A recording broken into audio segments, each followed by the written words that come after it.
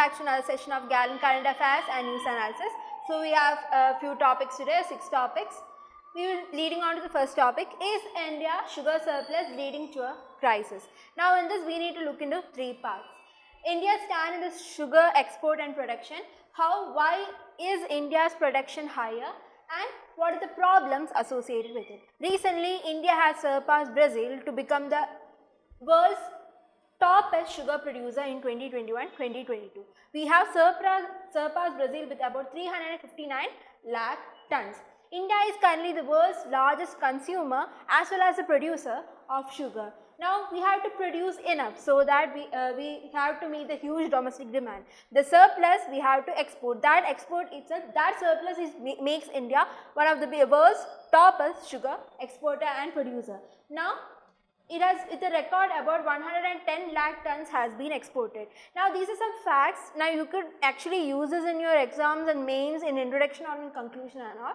So these are some facts which you need to remember, or else just we need to remember that India has surpassed Brazil to become the world's topest sugar producer. Now why in India is our sugar production high? As I have told you, we are one of the biggest consumers of sugar. So if we need a consumer base, we need to produce that much too. In order to increase the production, the government has been giving subsidies and such, and specifically for sugarcane production they have been giving fair and remunerative price. This FRP is exclusively for sugarcane. This is given by the central government, and by the state governments they have been giving other subsidies to boost the production of sugarcane. Now FRP as such is actually a minimum price, like our MSP is a minimum price that the sugar mills have to pay to the farmers, ensuring that farmers, even if their production is bad, they will get a fair profit for their crop. As I have told you, state governments gave heavy subsidy. Now what is the problem? Because the government is giving so much of subsidy, so much of incentives, they are creating lot of products and surplus in the case of sugar production. If you are looking economically, that might be good because we are exporting, the government is getting financial benefits, the farmer is getting benefits, but on the long run if you are looking into an environmental cost, the sugar cane is very much of a water intensive crop. Now apart from rainfall, it takes a lot of groundwater, thus there is a depleting rapidly of our groundwater resources. Heavy reliance on the groundwater in irrigation leading to concerns over our groundwater depletion. And also we have another factor because we give subsidies and such. As per the WTO trade rules, such subsidies are distorting, like amber box subsidies and such. So countries, other major producers like Brazil, Australia and Guatemala has filed a case in WTO against India that we are distorting such trade and giving subsidies to increase the export as well. This is one of the 2 problems that India is currently facing in case of international platform and also environmentally. Now you see here, India's production and sugarcane has been increasing. With the increase in the production, the export has also been increasing. If you are looking currently in the past 4 to 5 years, it has shown an increasing trend. Except for this COVID period time, there has been an increased trend in the production of sugarcane, and thus with the increase in production, there has been an increase in export as well. Now see here, this is the world class of how the sugar production is distributed. India accounts for about 20% of the production, followed by Brazil at about 18%, EU and UK in about close to about 10%. Then comes the rest of the countries. Now you see here, India holds about 20% of the world production in the case of sugarcane. Now this is one of the latest reports. Now if we are looking regionally in a classification in India, you see this green, Uttar Pradesh, Maharashtra, Karnataka, Tamil Nadu. These are some of the states where the production of sugarcane is very high. You see, if you are seeing this, if you are looking into a climatic or the geographical area, these areas are mostly arid or semi-arid. They don't get majority of the rainfall in these areas, but they are the highest or largest producer of the sugarcane. Thus, apart from rainfall, these states rely heavily on the groundwater. Now, in this you don't need to remember the percentage, you need to remember some of the states like Uttar Pradesh, Maharashtra, Karnataka and Tamil Nadu, which are producing the sugarcane. Now, there is a surplus production happening. So, what is the solution that has been brought out by the government to how to accommodate the surplus production? The one thing is you can divert it into ethanol. Now, this is this is actually sugarcane molasses which can be fermented to create ethanol. Now it is even this sugarcane is one of the active ingredients in alcoholic beverage. It can be used in chemicals and cosmetic industries, but the Indian government is largely focusing on to convert it into ethanol production. Now even in the transport sector we have got the programs like ethanol blending programs, where in 2025 the Indian government or the India has to achieve over 20% ethanol blending in the case of petrol, 5% ethanol blending in the case of diesel. So this ethanol, they actually reduce the harmful emissions like carbon monoxide or the hydrocarbons. They kind of reduce pollution, as well as we can reduce the import of coal. Like if we are substituting this ethanol for half of that of petroleum, there is reduced requirement to import this kind of crude oil, and we can also at the same time curtail greenhouse gas emissions as well. Thus we can save our forest reserves and also help the environment. So that is one of the major programs of the government. So our initial target was 5% and now we have actually shifted to about 20%. To enhance this ethanol production, the government has also reduced our GST in the case of ethanol from about 18% to 5%. In 2021 alone, about 350 lakh ton out of the 394 lakh tons of sugar canes that has been produced has been converted for the use of ethanol. So we have actually achieved about 10% of the ethanol blending target already. We need to achieve 10% more. As I have told you, sugarcane is a very water intensive crop. So how is this affecting India? Sugarcane particularly needs about 3000 millimeters of rainfall. But the states, as I have told you, Uttar Pradesh, Maharashtra, Karnataka, Tamil Nadu, they kind of receive only about 1000 to 1200 millimeters of rainfall. The other four, they depend upon the groundwater, such kind of irrigation methods. For about producing 100 kg of sugar, you need about 2 lakh liters of groundwater. Such water intensive crop that sugarcane is. So what can we do? What can the government do? What are the methods or suggestions that the government or the author in this article has been telling?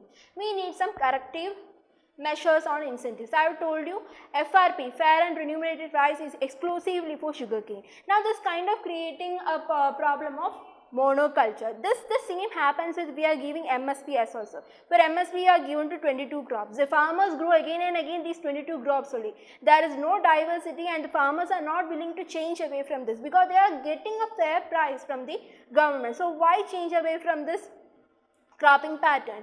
Now the thing is, we have to increase the base. We can give incentives crops like millets. Millets are more like we can grow at any climate. They need very short season. They can even grow in arid climate and they just use a little bit of water for their growth. So we can actually shift the incentive measures to new kind of crops like millets and such, and reduce giving the intensities to these 23 crops like sugarcane and other 22 MSP crops. Thus the farmers will have a diverse cultivation opportunity. It will prevent the monoculture and ensure equitable income distribution. Another method is that I have told you, apart from like rainfall, the farmers depend heavily on irrigation. Now in this irrigation pattern we can shift to drip irrigation. By the process of drip irrigation, about the water consumption can be reduced by up to 70% in the case of sugarcane and other such. And now we need to almost, apart from this drip irrigation and incentives methods, we need to shift to other methods such as adopting rainwater harvesting kind. We need to reuse this wastewater, canal irrigation work. This will help us minimize stress on the groundwater reservoirs. So these are some of the methods that the author has mentioned in this article. Now if you ever get a question related to sugarcane or this MSP or fair and remunerative prices, these are some of the points or the concerns or the solutions that you can actually write and boost your answers. Now moving on to our next article, we have why does Meta block Canada's access to news report. Here we need to know few things. One is Canada's Online News Act and how the platform companies like Google, Facebook have reacted to the Canada's Online News Act. Then we need to know the other countries which has similar act and what is the stand of India.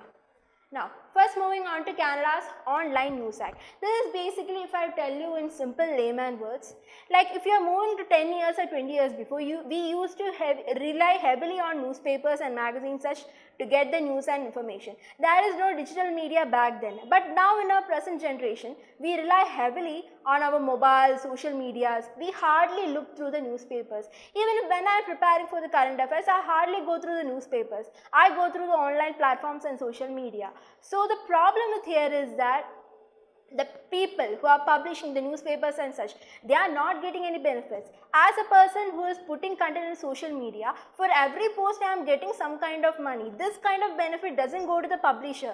Even if the content is there, I am just rewriting and posting it on. I get the benefits and not the publisher or the content creator. Now this article that Canada makes is to actually balance this issue. This act wants to seek to make internet platforms such as Google and Facebook pay news publishers for the use of their content. Basically, we use a lot of Facebook. Majority of people rely upon Facebook's, Instagram, Google and such. So these platforms make a lot of money with this news creating alone. And these publishers who are struggling, they don't even get any benefits. So what the act is talking about, that I get a lot of profit and revenue just by publishing posts in the social media. They want to just share the revenue or give at a minimal portion of this to the publishers or the content creators. So that is a win-win situation for the both parties and both parties doesn't struggle. So that is the basic outline of this article. This also regulates the digital news intermediaries, because there is intermediate, not just a publisher and the news media. I am a person who is intermining between the publisher and the content that is posted in the social media. I am an intermediary. So which means that this would regulate intermediaries like me, so that they enhance fairness in the case of Canadian digital news. This is a Canadian act. So for Canadian digital news, then marketplace is contribute to its sustainability. Now, as I have told you, there are issues at hand, which I have already told you, is that Google and Facebook provide much traffic for a lot of traditional news publishers, and these publishers are struggling. The solution, as I have offered you, is the share of revenue.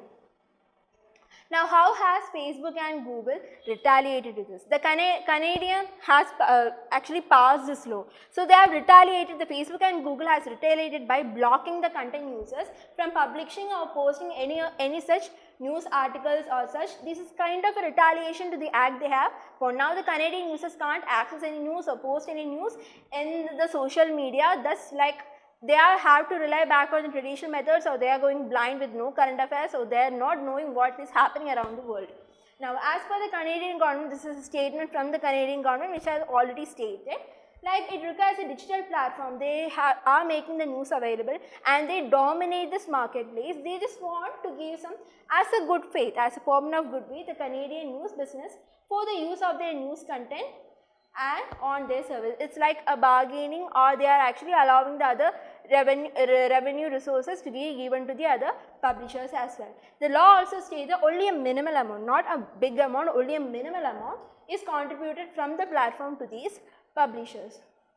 Now, there is a similar law like this Canadian law in Australia. In Australia in 2021, they passed the news media and digital platform mandatory bargain code. Now, actually Australia released this kind of law first.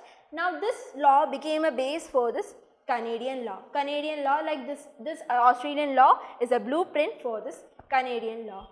Now, this actually increased legislative activity is a reaction to the asymmetric interdependence that has developed between a few large digital platforms and the new publishers. So, these are some actually of the similar laws that has been formed in Australia. Now, why such an act? Why is there in the need of such an act? In the last decades, as I have told you, the advanced economies actually saw a decline in the revenue for printed publishing medias. Like, we are relying so much on our online platforms and social media. Now, why buy? Now, why buy a magazine or why buy a newspaper when everything is available online? Thus, they have seen a decline in their revenue. Then many small newspapers, because of the small newspapers in a locality, they had to shut down or close down. Mainly this was seen in the Europe and North America. Google and Meta, as I have told you, dominate the online platform. They gain the revenue and they are also advertising, because of which they are getting extra revenue as well. leading to concerns about disproportionate revenue share with the news publisher. This is one of the main problems. Australia and Canada have laws to negotiate and set fair terms in between the platforms and the government and also these publishers. But critics claim that it is mainly benefits the large media organization. Now, India is also pursuing such legislation. We can see some bills are all in the future. These efforts are part of the global tech clash. Get the new term, tech clash, for lashing the tech, aiming to curb the powers of the big tech companies in the various spheres. Now we see big tech companies like SpaceX. We will be seeing an article of SpaceX, how it is controlling the other media, other governments and affecting its sovereignty. Similar like that, platforms like Google, Meta, they are all monopolizing and they have reached a state where they are controlling the government or affecting their sovereignty as well. Now, like how have this platform responded? As I have told you, in the case when the Australia actually passed this act, the Google has actually blocked the content there as well. But they kind of mediated and settled the terms. Now the Australian government gets about 200 million Australian dollars from these platforms to go to the publishers. Now, but here in Canada, the Facebook and Google are not giving up and blocking their content as well. In the future, we can see that they might resolve this problem and we can see a similar resolution as in the case of Australia. Now, moving on to the other article, as I have told you about the Starlink project. Now, in this article, when you go to read, there are a few things which you need to know beforehand. Like, what is the Starlink constellation project? What are the concerns of this project? How it affects the sovereignty? What has Starlink done in the case of Ukraine, Taiwan, Iran? And how is the monopoly of SpaceX in our space sector? And what are the other threats posed by the Starlink project? Now, as you see, the Starlink constellation project is a project by Elon Musk.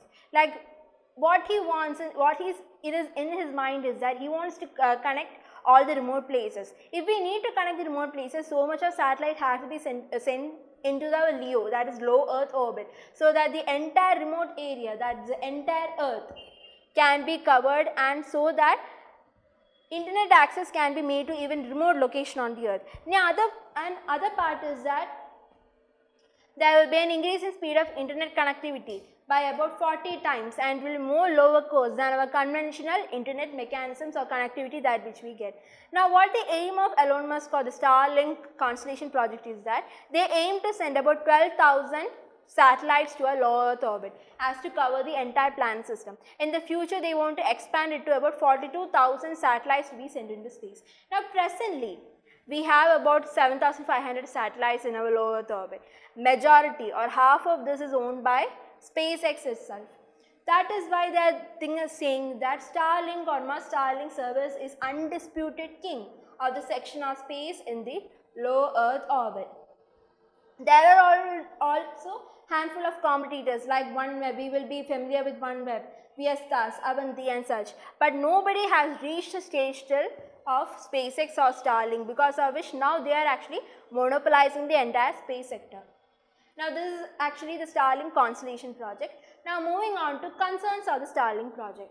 Now, we can first start with the Ukraine-Russia war. When the Russia started the war, the first thing which they did is disrupt the communication systems of Ukraine. Now, by this disruption, what happened is that Ukraine went fully blind in the case of communication.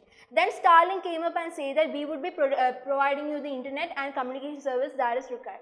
Now, the first time it will look like Starlink is a savior. But the thing is that Ukraine is now completely dependent upon Starlink for the communication. There is no other such route for communication and technological development in the case of Ukraine apart from Starlink. The process is that this internet connectivity is not controlled by the user, that is the Ukraine. This internet connectivity that is given by the Starlink is not at all controlled by the Ukraine, but is controlled by the company. The problem is that for every small issue with communication, like if a Ukraine area has been captured by Russia and their satellite has been disconnected, which means that Ukraine has to call up Starlink or the SpaceX or Elon Musk. They have to, like, each and everything, they have to depend upon the company. Even if, like, there is a time difference, if say you need to urgently discommunicate something, but it's just 4 AM in America and the company doesn't start working until 7 AM or 8 AM. This much time gap, which means that Ukraine is completely blindly and dependent upon this Starlink project or this communication network. This is one problem that has been seen in Ukraine. A big defense or a big war is actually minutely controlled by a company like SpaceX. Now another, we can talk about Taiwan. Taiwan, in case of Taiwan, majority of this cables and internet connectivity is provided by the China.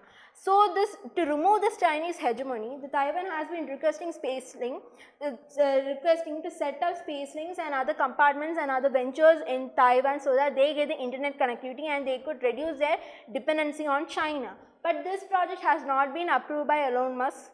Still the talk is going on. Similarly, in the case of Iran, when the Iran government shut down all the communications and the internet services, Starlink took up the lead and provided internet service to Iran. Now, presently, Iran has such 100 Starlink projects established in Iran alone to provide internet connectivity. Now, in June 2023, what the Pentagon, that is the Pentagon in America, did is that it's a defense organization, Pentagon. They actually approved a new deal to buy about 500 Starlinks terminal for Ukraine so that the Ukraine doesn't need to depend upon a private company like Starlink. The fact is that government to government make defense deal. Now Starlink is a very private company, it's a component of a private company. This private company is dictating the whole rounds of how this war is evolving. If Ukraine wasn't given this communication or this technology it needed, this war would have ended. But now this war is dragging along because Starlink has been providing the internet connectivity, thus dragging along the war, thus dictating the terms of the Ukrainian war. Now these decisions are not taken by a government that is accountable to the people, but is taken by a handful of people who runs a private company. Now that is some of the problem of how the world has been revolving and how the sovereignty of the government has been affected by some of the few mega companies. Now, monopoly of SpaceX, as I have told you, as per the Wall Street Journal report, SpaceX has presently emerged as the global monopoly, on our rocket launches. They have started developing new reusable rocket launches which are more commercially efficient and they are cost effective. So such that SpaceX has now successfully dominated our space sector or the rocket launching sector of the world. Now, as I have told you, Starlink constellation project to launch about 12,000 satellites to our low Earth orbit and then upscale it to 42,000 satellite launches. Now, the problem is there is a lot of threat. You are launching a lot of satellites and our low Earth orbit is covered full of satellites. You see here, this low Earth orbit is covered full of satellites. Now, there is going to be a lot of space debris. There is going to be a lot of space junk. It is actually going to disrupt our other future launches, like our important launches that has to be made. This satellite is going to block all the systems of other satellite. Now it's going to create like low Earth orbit, is going to create like space traffic or space jam is going to be created. Apart from all this, is also going to affect our astronomy to such that it will distract our watch also. Now these are some of the important threats. The similar project is that not only Starlink is a unique project, like the European Union has a similar project to launch these many satellites. China is also dominating also to create to rival this as a rival to the Starlink. Also India in case of Bharat Airtel holding along with the UK government, OneWeb has also been targeting such projects. Now these are some of the similar projects related to the projects of Starlink. The main idea is that the space sector is currently monopolized by this SpaceX company, by the Starlink constellation project. They want to expand this project again, but there are a lot of threats which as a human or in the space sector, all the countries we are going to face is that there is going to be a lot of space debris, space jam, it's going to affect our astronomy. But at the long run, it may provide us communication and faster network connectivity. But the thing is that it is monopolized by a single company who could dictate the space sector of the world in the future. Now that is one of the major threats or major concerns the author points out in this article. Now we have a very few prelims topics. Now move on to it quickly. Pradhan Mantri has virtually laid the foundation stone for the redevelopment of 508 railway projects based upon this Amrit Bharat station scheme. It covers to about 24,470 crore. It is the total cost. 508 station which is spread across 27 stations. This Amrit Bharat station scheme, under which 1,300 railway station is to be redeveloped. These stations are in the tier 2 and tier 3 cities and not just situated in the urban areas. The scheme focus on redevelopment of these railway station. Now this is the Amrit Bharat station scheme, as I told you about project that aims to renovate the railway station, about 508 stations in 27 states and union territories. The budget is about 24,000 crores. It offers amenities for people with disability and integrate station. Also it provides Wi-Fi connectivity and other essential networks and such. It will boost the ease of living and enhance the comfort as well as the convenience. Now these stations are developed in the pace of a cultural heritage and such. Now for example, like the Jaipur railway station will resemble that of Hawa Mahal, Amber Mahal. In the case of Jammu and Kashmir, it might also, the design will also be inspired by the Raghunath Mandir. So these are some of the basic features of this Amrit Bharat station scheme. Moving on, MP strategy for tigers can help cheetahs too. The problem is that in Madhya Pradesh there was success of Project Tiger, but there was a failure of the cheetah reintroduction project. Now how does these both happen concurrently in a state like Madhya Pradesh? Now in Madhya Pradesh there has been, as I have told you, the Project Tiger has been a success. There is a 50% increase in the tiger population in Madhya Pradesh. The key is that they have been balancing the predator and prey population.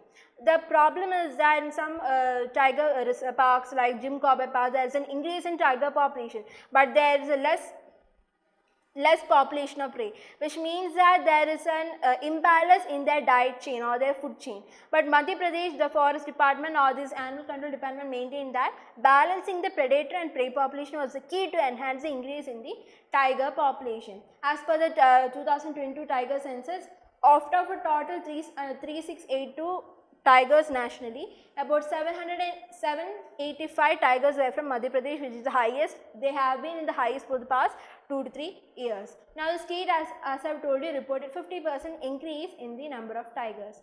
The thing what they have done is that the Madhya Pradesh forest departments, have told you, increase the number of prey to match that of the predator. Now what they did is they took a key initiatives, like these are long time initiatives and it takes a lot of time. Things which they did is first incentivize the voluntary village relocation so that the tigers get more space and like they could increase the protected areas. Also prey supplementation. Now there was a low density prey there, like the number of preys were less than the number of predators. So they introduced a number of preys or increased the number of preys from subsequent national park like the Gaur, the swamp deer or the spotted deer called Chittal, or this called Barasingha, that is a swamp deer. So these are some of the preys that the predators like tiger feeds on. So they have been introduced into this from the low density areas to the high density areas to the low density areas, so that the predator and prey population actually matches up. This is one of the key reasons why there was a rise in the tiger population to about 50% in the case of Madhya Pradesh. So what the article is stating about that, if you could make the Project Tiger a success, you can also make the cheetah project a success, because already out of the 20 cheetahs that has been reintroduced, 6 have already died. So it's high time that the government and the forest department do something and maintain some balanced work so that the cheetahs can also be protected like the tigers. Now moving on to our next article, 5% of the birds in India are endemic, says the Zoological Survey of India. Now Zoological Survey of India points out 5% I have told you birds are endemic. Like India is home to about 1353 birds, out of which 12.4 of the global bird diversity. We have about 12.4% of the global bird diversity. This 5% of the 1353 birds are 78, like 78 birds are endemic to the country, which means that they are only found in India, they are native to India. These 78 categories of birds is not found anywhere else. Now we have some birds which are endangered or critically endangered. We have like the Manipur bush squirrel, which is endangered in the IUCN. We have Himalayan quail, critically endangered in our IUCN. Geron's counter, critically endangered. These are from the Himalayan or the northern area. If you are looking into the Western Ghats, we have the Malabar grey hornbill, Malabar parakeet, Ashwanga laughing thrush and white bellied shoalakili. So these are some of the 4 birds found in the Western Ghats which are endemic and also endangered, critically endangered as per the IUCN. Many of these birds has not been listed, has been found in the last 4 to 5 years. Thus, we can even think that they might go extinct as well. So they are very critical. These 5% birds are endemic. thus so that we need to protect these birds. So that is what the whole article is about Zoological Survey of India, their report published. Now I have a few questions for you. Which of the following countries is not part of the 8-nation Amazon Cooperation Treaty Organization? I have told you about this cooperation in my last class. The Brazilian president is actually promoting the introduction of this Amazon Cooperation Treaty Organism so that the Amazon can be protected further. So the country which is not present is Chile. Out of all this, Bolivia, Brazil, Colombia, Ecuador, Venezuela, Suriname, Peru and Guyana is there, but Chile is not there. Moving on to the next question. While India imported the highest value of laptops from China in financial year 2022, and so far this year, which country has the second position? China holds an iron grip on our imports of laptop and personal computer. The second actually goes to Hong Kong. This is from the newspaper article.